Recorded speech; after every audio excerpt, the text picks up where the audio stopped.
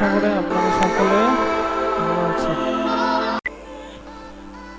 Hello viewer, আশা করি আপনারা সকলে ভালো আছেন।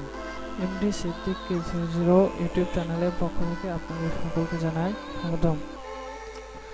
আমরা দেখব কিভাবে সফটওয়্যার ডেস্কটপ কম্পিউটারে ইনস্টল এবং আনইনস্টল করা যায়।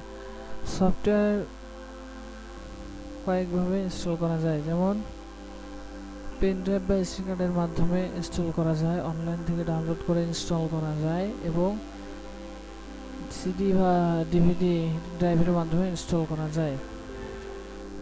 আমি অনলাইন থেকে সফটওয়্যার ইনস্টল করে রেখেছি, সেটি আমার ড্রাইভে রয়েছে বা হার্ড ডিস্কে রয়েছে, সেটি ইনস্টল করে দেখাবো। প্রথমে আমরা দিস পিসিতে যাব।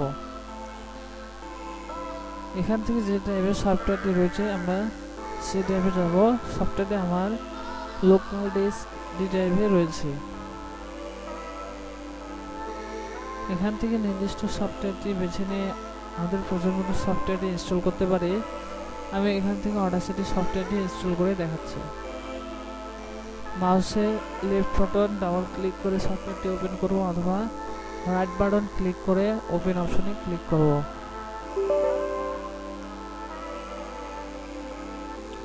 ল্যাঙ্গুয়েজ হিসেবে ইংলিশ ল্যাঙ্গুয়েজ সিলেক্ট করব, ওকে।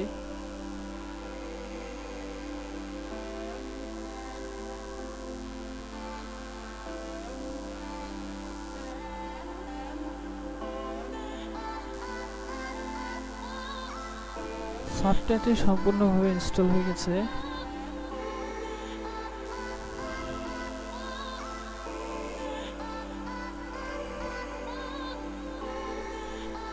এবার আমরা চেক করে দেখব সফটওয়্যারটি।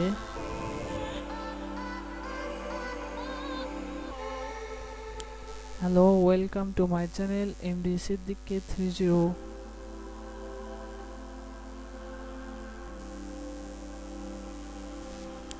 Hello, welcome to my channel MD Siddique K30।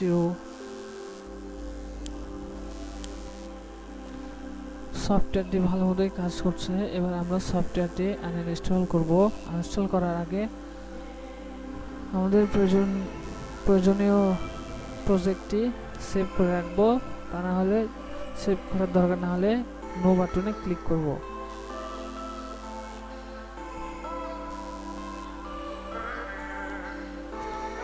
আমরা কন্ট্রোল প্যানেল থেকে সফটওয়্যারটি আনইনস্টল করব।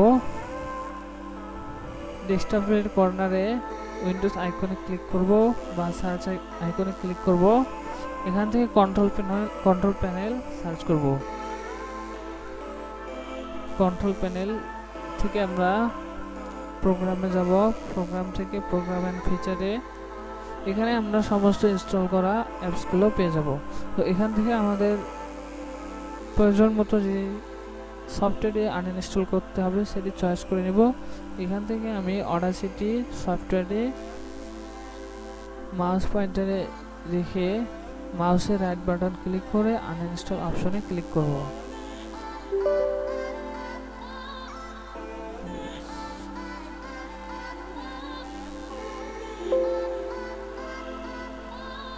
সফটওয়্যারটি আনইনস্টল হয়েছে, সম্পূর্ণভাবে সফটওয়্যারটি আনইনস্টল হয়েছে। রিফ্রেশ করার পর এখানে দেখাচ্ছে না।